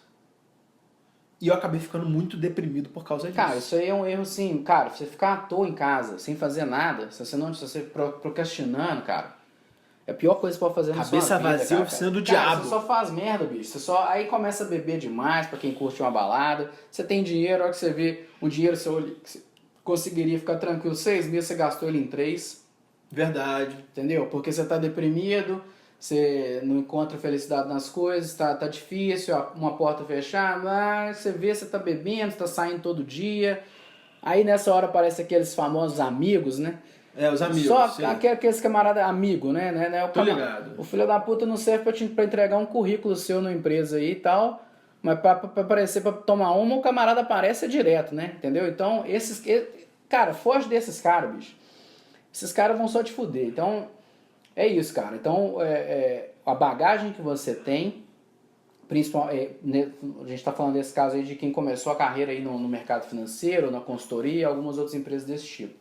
Elas te garantem uma possibilidade de arrumar um emprego que seja um emprego qualquer, porque, estando nesse emprego qualquer, a possibilidade de você arrumar um outro emprego é muito maior do que você estar desempregado. Os RHs das empresas, etc., e os gestores, etc., eles ainda têm um certo, vamos dizer assim, preconceito com quem está desempregado. Na rua. Com quem está na rua. Porque se você saiu da empresa, você saiu por algum motivo. Compensação, o camarada que está empregado, ele está lá ainda. Você pode estar desempregado tendo muito mais skills, muito mais habilidades que o camarada que está lá empregado. Mas você está na rua, você vai ter que se defender disso. Na entrevista de emprego, o cara sempre vai te perguntar. É diferente o cara te perguntar por que você está desempregado do cara te perguntar por que você quer sair desse emprego. Faz uma diferença brutal pro camarada que escuta a resposta. Entendi. Entendeu? Porque uma coisa é você falar, eu tô procurando novas possibilidades, eu não vejo possibilidade de crescimento onde eu tô, eu quero mudar de área, Isso é uma coisa. Outra coisa é ter que explicar lá, a empresa entrou num corte de custos, eu era a pessoa certa na hora errada, etc e tal. O seu trabalho de convencimento do cara que tá te entrevistando é muito maior, o cara tá acostumado a escutar tudo que você vai falar. Exatamente. Todas as suas desculpinhas. Exatamente. Putz, cara. E vamos lá, perfil do consultor bom de recém-formado, 23 anos. Cara, essa é até uma outra dica aí que vamos passar aí que no projeto futuro aí que eu tô conversando com o Ryan aí, vai estar lá com certeza. Camarada na faculdade hoje que está escutando a gente, esse camarada tem que entrar na empresa júnior. É mesmo? Ele tem que entrar na empresa júnior. Não interessa, cara. Tem que entrar. Cara, se você está escutando a gente aqui agora e tá na faculdade ainda, velho, atrasa um semestre da sua faculdade e entra na porra da empresa júnior. Eu não sabia dessa, não. Cara, eu nunca entrei em empresa... nos Estados Unidos não tem muito isso, não. Mas, tá. Porque minha empresa júnior era o futebol americano. Porque o tá. que acontece? O pessoal sempre fala assim, eu vou tentar arrumar um estágio, o camarada tá pedindo experiência.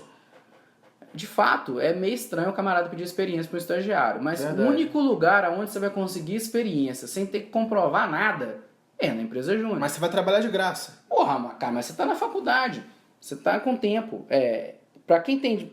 Cara, aí é uma questão do seguinte. Se você... Qual que é o seu perfil? Você tá na faculdade e você tem uma certa condição financeira, seu pai te ajuda e etc. Empresa júnior. Se não, você tá trabalhando. Já tem a experiência, verdade. Então você tá trabalhando. Não pode estar fora desses seja dois, né? como um vendedor de loja, que Já é seja experiência. como qualquer coisa. Você tá... Motorista de Uber, tá Não trabalhando. interessa, trabalhando. E aí, cara, na hora da entrevista que você for fazer lá, depois de formato, você vai tentar passar aquilo ali de uma forma que tem mais a ver com o que você trabalhou.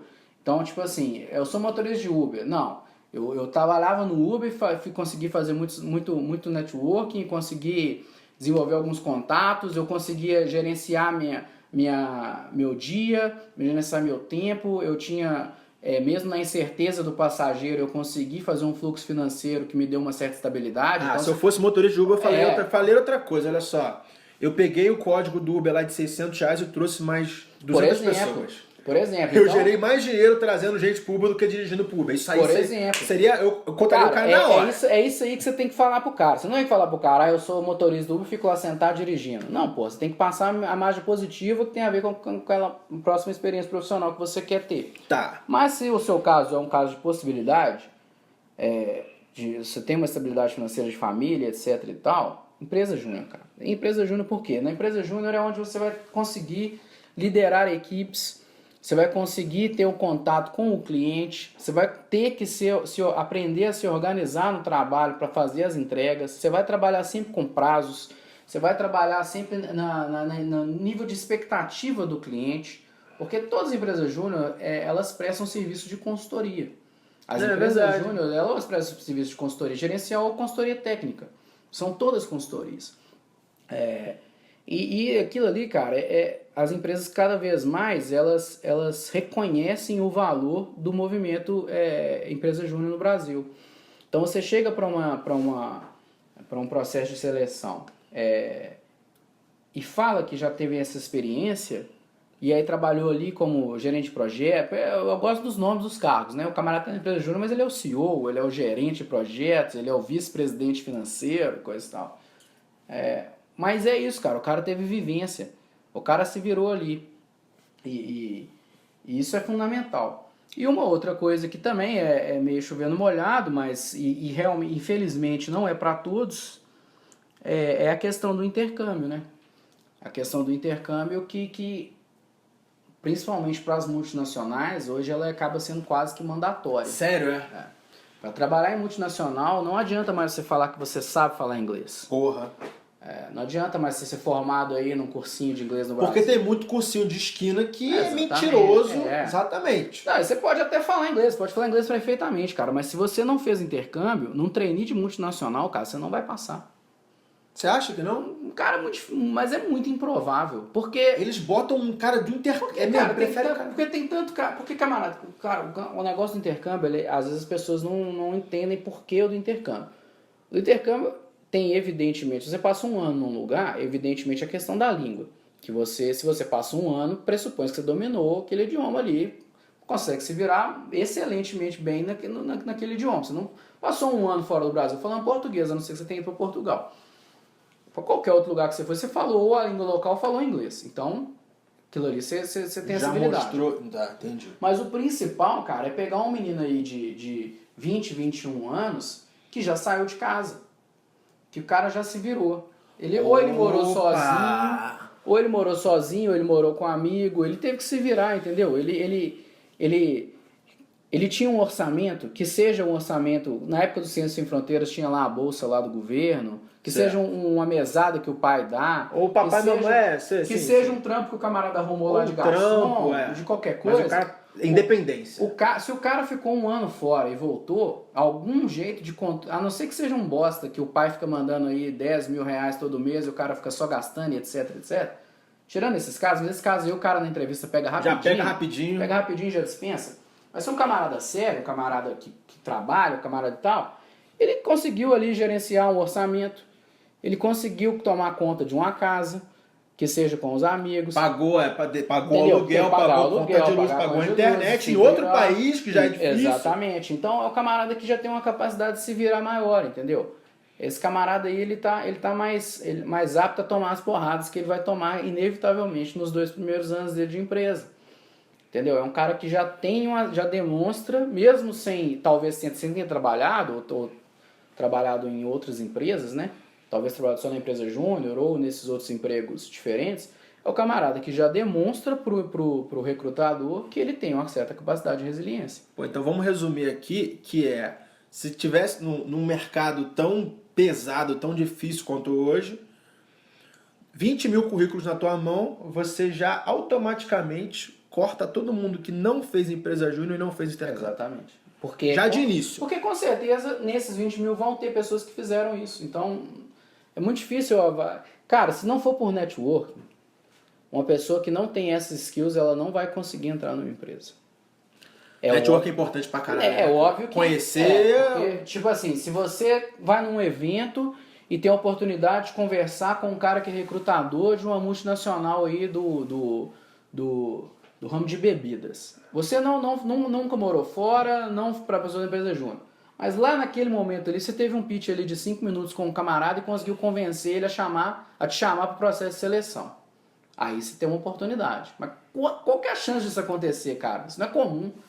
O que é o comum? O comum é você receber os currículos e avaliar.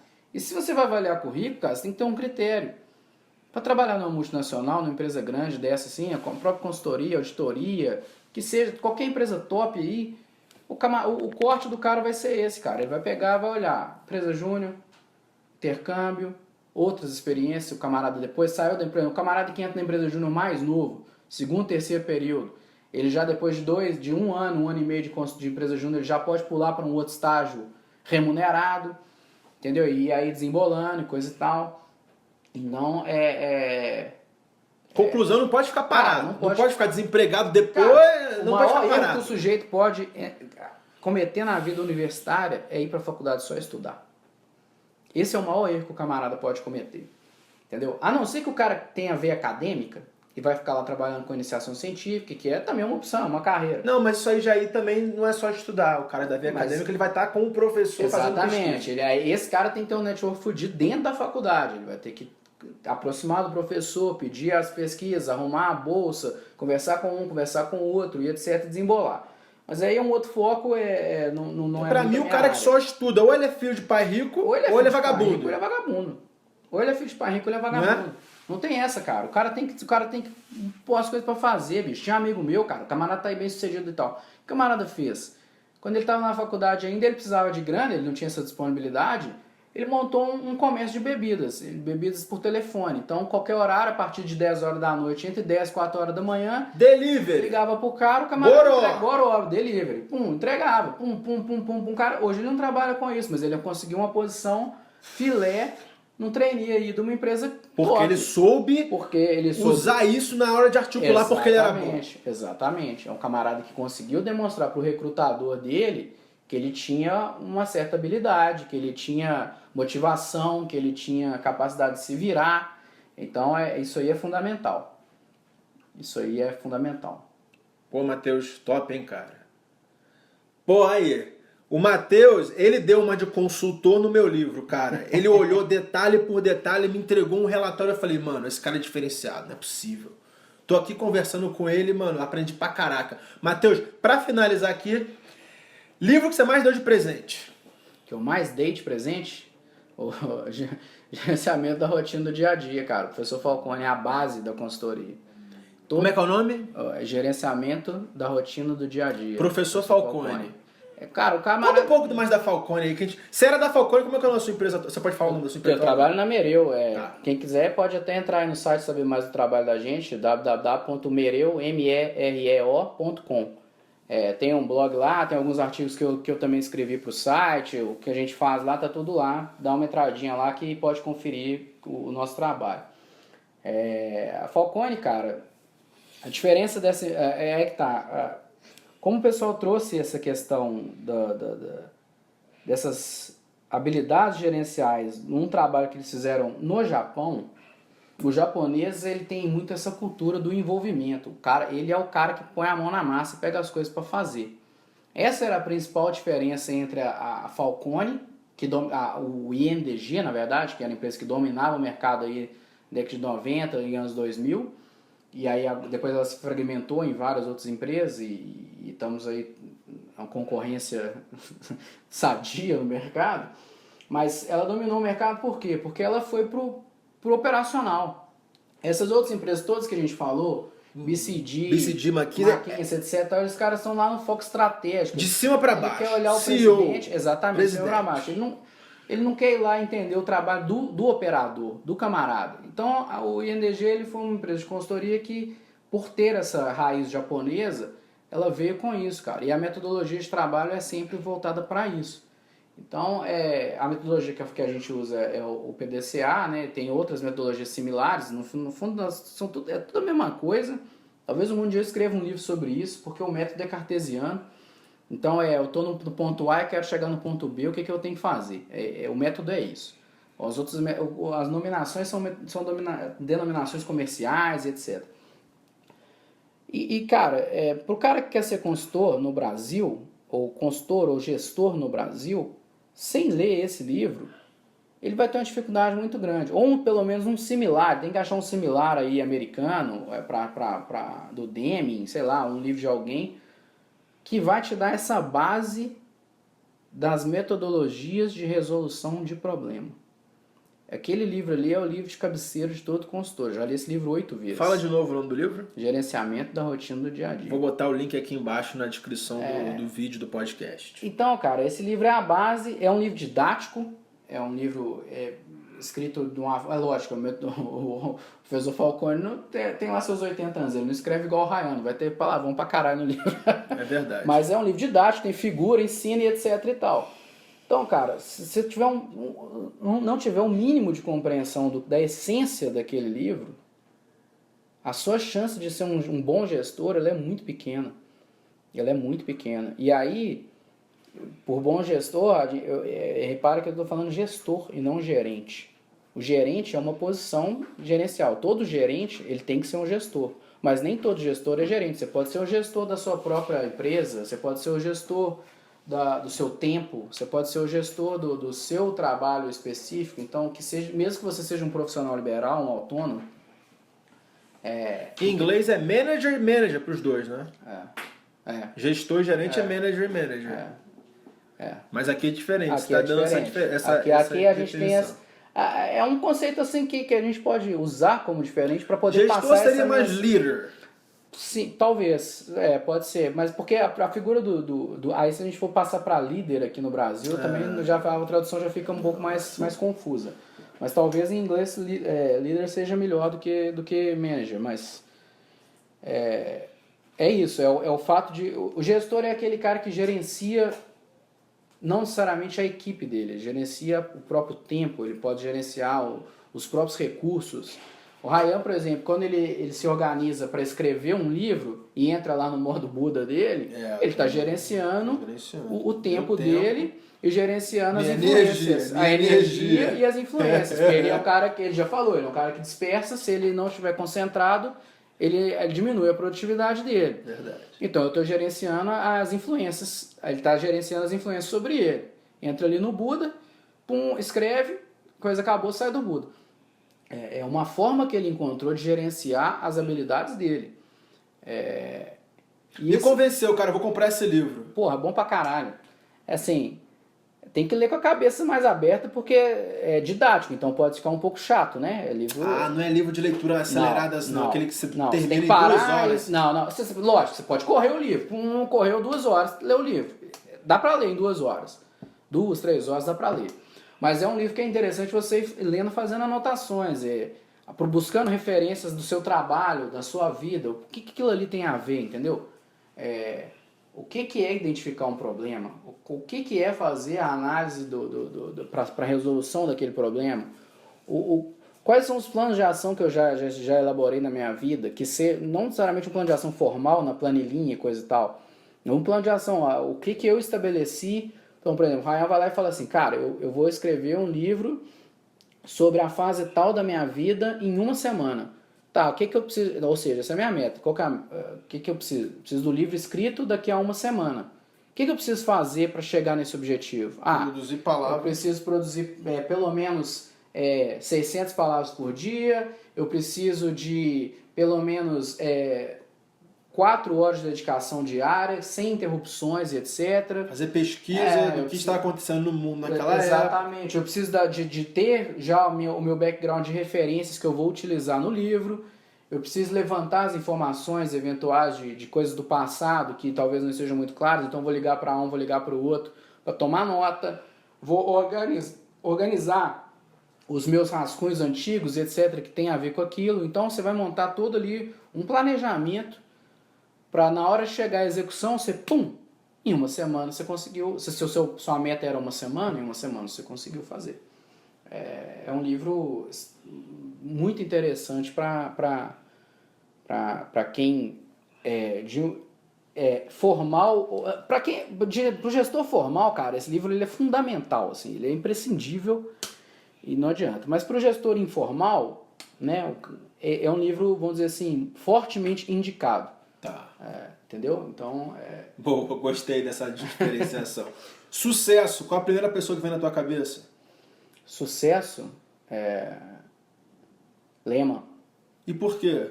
Porra, cara, Falcone e Ambev é um negócio que pra gente é meio...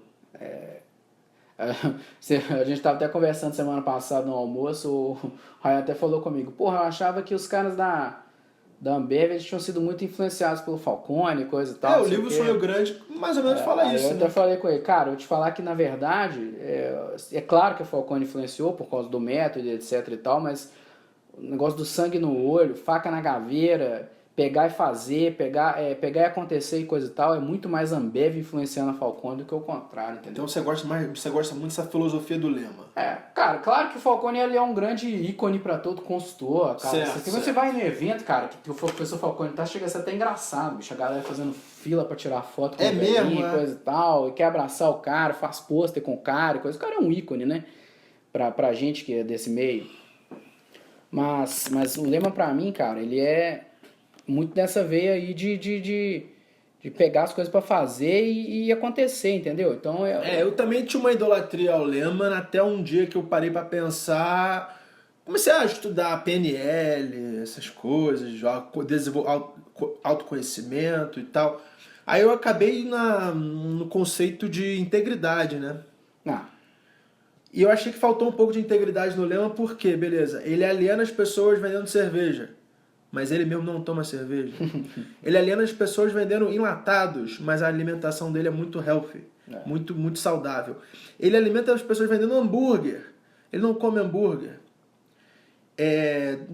Então eu meio que perdi um pouco... Cara, ele é uma referência, com certeza, mas eu perdi, vamos dizer, 40% do meu respeito do Lema quando eu parei pra pensar nisso. Cara, se eu for pensar em referência como pessoas... Talvez eu falaria aqui em pessoas que ninguém vai conhecer, entendeu? Que aí são exemplos de pessoas íntegras, pessoas honestas. Não, eu falei sucesso, já era. Você falou primeira pessoa, Lema. Então o teu sucesso daquela coisa. Por eu falar, a tua definição de sucesso é exatamente. A questão, eu pensei, é engraçado, né, essa questão de percepção. Quando a gente fala assim, qual que é a sua primeira impressão sobre tal coisa? Você pode levar para diferentes lados. Não, beleza, exatamente. Correto? A gente leva para diferentes lados. Você levou pro lado do Lema. Se perguntasse isso pra mim, eu diria minha avó Georgina. Sim. Minha avó Georgina, ela era empregada doméstica, tipo, nunca ganhou mais de R$800 por mês. Cara, mora na área de risco, perto de favela e tal, mas a definição de sucesso pra mim é minha avó, porque em 26 anos de vida eu nunca vi ela reclamando da vida. Ponto. Eu nunca vi minha avó reclamando da vida. Então, pra mim, sucesso é a minha avó Georgina. Ela é uma pessoa leve, feliz. Pra mim, ela tem sucesso na vida. Ponto. A sua definição de sucesso é diferente da minha. Primeira na sua cabeça é o Lema. É engraçado. Apesar de você ter reconhecido essa falta de consistência. Isso tem muito a ver com essa questão da programação mesmo, né? Pra quem conhece PNL, o Ryan sempre fala muito disso. É uma área que as pessoas têm que se dedicar a estudar e coisa e tal.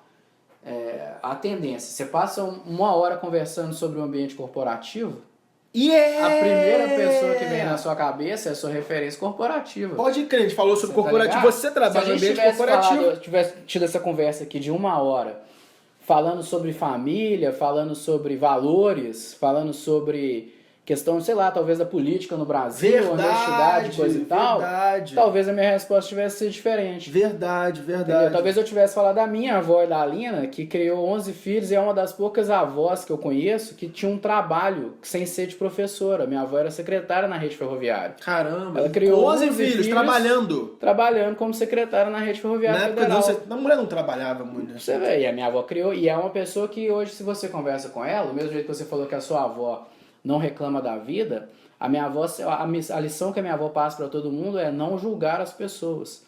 Você não sabe qual que é o mal que ela está passando. Então, se você puder ajudar, ajude da melhor forma possível, sem questionar por quê. Essa é a lição que a minha avó passa. Mas é a questão de PNL.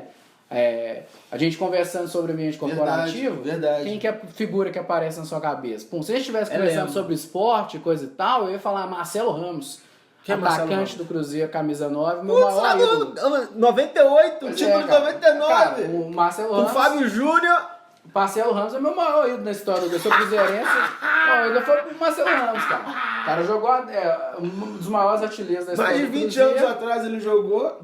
O cara começou ali na 93 pra frente, o cara fez o gol lá do título da Copa do Brasil 93. Na época do Ronaldo 96, Fenômeno. Não, 96 não. 96, era época Palinha. Palinha. Nonato. Exatamente. Dida no Paulo gol. Roberto. O Cruzeiro ganhou do Palmeiras 96. Botar. Não, sim. E tal, 97 na Libertadores, Marcelo tava. Então, o maior na história do Cruzeiro é o Marcelo Ramos, cara. E é engraçado, cara, muitos caras da minha geração têm uma referência do Ronaldinho, você falou disso aí. O Ronaldinho, cara, quando eu era mais novo, eu era sócio do clube social do Cruzeiro.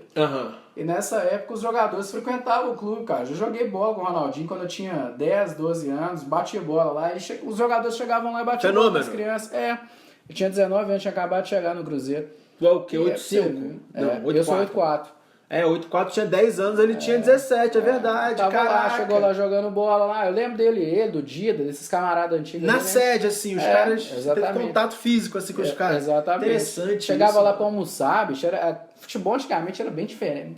Antigamente não fazia 20 anos. Não tinha rede social, né, também. Não fazem 20 anos a postura do jogador em relação a profissão. A profissão e aos fãs, né? As pessoas eram diferentes. Hoje é muito estrela. Os caras viram uma estrela, né? Cara, é uma coisa que eu sempre falo, mano. Antigamente você, sendo um ídolo, alguém te parava na rua, você dava um autógrafo de meio segundo e seguia a tua vida. Hoje em dia todo mundo tem smartphone. Então tem que parar 30 segundos por pessoa, rir para a câmera, ficou ruim, tira de novo. Aí você para, aparece mais 50 pessoas na vida. Agora tem que se colocar na posição do cara. Eu não tô questionando, Isso é tô questionando do cara, não. O cara... Mas é porque nesses últimos 10 anos, eu acho que o maior responsável por isso, já que a gente começou a falar disso, eu acho que o maior responsável por isso é o Beckham, cara. Porque acho que foi ele que começou com esse negócio de jogador midiático, assim, e tal. O jogador virar uma estrela. Porque o jogador, antigamente, ele era um grande ídolo. É verdade, ele do esporte. Ele era ídolo do esporte. Era um cara que as pessoas idolatravam e reverenciavam, mas dentro do campo de futebol. Entendeu? Hoje em dia... O Beckham não era bom jogador e era por... É verdade. Ele era um jogador razoável ali. Marcelinho Carioca jogava muito mais do que ele. Verdade. Na mesma posição. Era doido da cabeça. Na época, o Marcelinho Carioca comendo a bola e... É verdade. Exatamente. Então, é um cara midiático. E aí, você vai ver, hoje em dia, o cara... Lógico, esses caras são fenômenos. Messi, Cristiano Ronaldo, o Neymar, amigo do Ryan, coisa e tal. Mas, hoje, o cara tem duas atividades, né? Ele tem que jogar bola e ele tem os compromissos publicitários, marketing, etc. Então, cara, é só pra dizer que dependendo do que a gente estivesse conversando... O sucesso... Cara, esse é até um teste pra quem tá escutando a gente poder fazer aí, entendeu? Tipo assim, quem que vem na cabeça da pessoa, dependendo do assunto que ela tá falando. Não, é por isso que eu jogo a escassez pra cima. Eu falo assim, ó, responde rápido. Essa é a principal habilidade... Uma das principais habilidades do gestor. Que é você fazer com que as pessoas te deem as respostas que você quer ouvir. Então, é você conduzir o raciocínio das pessoas. Para quem estudou aí, quem não estudou... É por isso que eu faço podcast entrevistando pessoas. Vai correndo aí procurar o tal da programação neurolinguística aí, porque esse negócio aí, cara, é o que muda... Para você dar um salto profissional aí, isso aí é um negócio fundamental, cara. Aquela parte de tratar pessoas. Exatamente. Você falou antes. Saber lidar com pessoas, saber conversar com pessoas e convencer as pessoas do que... Sabe qual que é o melhor jeito de uma pessoa sair convencida de uma conversa? Não sei. Se você conduzir o raciocínio da própria pessoa àquela posição que você quer. Então, por exemplo, hoje está muito... Eu que acabei de fazer com você. Exatamente.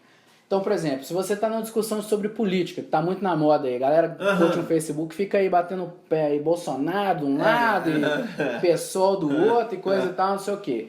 Em vez de você chegar pro camarada, vamos supor que sua posição é de direita e você quer confrontar um cara que é de esquerda. Em vez de você chegar pro cara e falar lá, Bolsa Família é uma merda, o governo tem que acabar, imposto não sei o quê, não sei o quê, não sei o quê. Muda a lógica da discussão, começa a fazer perguntas pra pessoa. Cara, o que você acha do imposto tal? Ele é bem aplicado? Qual que é o resultado disso e disso? Força o cara a te passar os dados que ele tem.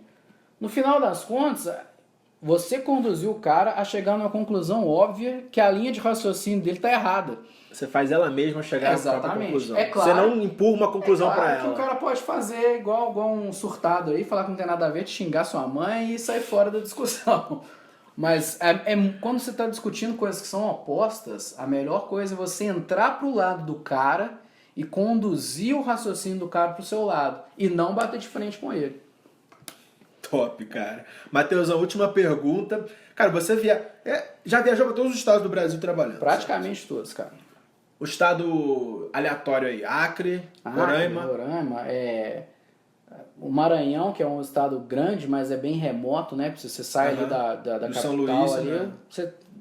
tanto Maranhão quanto o Pará, né? São dois estados ali que tem regiões bem remotas, né? E tal. Você já foi para esses lugares? Já. Então? E interiores em geral, né, cara? Vários interiores. Lugar aí, do mundo que você queria visitar e ainda não visitou? Mundo. Cara, Las Vegas. Porra, cara, jogador de pôquer que não quer... Você é jogador de pôquer, né? Não, amador, né, tal, mas é mesmo Las Vegas? É até uma dica aí também que é importante aí, que a gente vai pra frente pra falar aí, mas o tal do pôquer pro gestor, cara, é um negócio bastante bacana de aprender. Pôquer? Muito por causa disso que a gente tá falando, de ler pessoas, de aumentar a capacidade de raciocínio. Cara, eu tava pensando isso hoje de manhã. Hoje de manhã, irmão, porque eu tava assim, cara, uma das coisas que eu sou mais grato na vida é que aqui no meu hotel, onde eu moro, apartamento de BH, tem 4 quadras de futebol do lado de casa. E o jogo de futebol é um pôquer. É um pôquer da vida com uma bola, mas é pôquer. Porque você tem que estar sempre estudando o que o teu adversário vai fazer e com a carta que você tem na mão. É impressionante como é um pôquer humano sem carta. E você falou do pôquer, aí eu falei, caramba, isso é bom pra vida mesmo. Aí eu liguei os pontinhos, caraca, na minha quadra de futebol só tá a elite de BH. Cara, intelectual e de grana. Você vai lá de parte de fora da quadra, só tem BMW, Volvo e o caramba. Dono de empresa, os caras jogam futebol. Aí é pôquer, é arte da guerra, é ler o adversário, é estratégia pessoal, é usar tua arma, gostei, cara. É do pôquer para o mundo corporativo. Cara, o camarada que... Cara, te falar sinceramente aí, de cada 10 autogerentes, diretores, etc. que eu conheci na vida aí, pelo menos 8 eram praticantes da modalidade. Que seja como amador mesmo, recreativo e tal. Que louco, cara. Então é isso. Matheus, manda um recado aí pra galera aí. Pô, tô junto aí com o Ryan aí, a gente tá trocando algumas ideias. O trabalho de consultoria, se alguém tiver alguma dúvida, pode me procurar diretamente. Pode procurar o site, né, o www.mereu.com, entrar lá para ver os nossos trabalhos. Quem quiser trocar uma ideia comigo também, estou disponível. Eu tenho algum tempo livre aí com essa vida de hotel e coisa e tal. Quem quiser pode procurar lá no perfil, lá no Facebook, no LinkedIn, Matheus Santiago Neto. Estou disponível, pode mandar uma mensagem e eu troco uma ideia. Cara, e é isso aí, deixar uma mensagem aí positiva para esse pessoal da juventude aí, os ouvintes do Ryan, os leitores do Ryan também, né? A principal mensagem que eu deixo é essa aí, cara, é atividade, bicho. Você não pode ficar parado, é acelerado mesmo, entendeu? E quem desacelera fica pra trás, cara. E E nesse mundo aí, principalmente nesse cenário de crise que a gente está vivendo no Brasil, cara, aí que você não pode desacelerar mesmo, porque o nego vai passar por cima o funil ele tá cada vez mais estreito. Quem tá passando aí são só os melhores mesmo e é isso, bicho. É estudar, é desenvolver, é relacionar, é ler e isso aí, cara. Vamos pra frente e não deixa o peteca cair, não. Valeu, Matheus. Esse foi mais um podcast Mundo Ryan. Tamo junto, pessoal. Valeu. Valeu.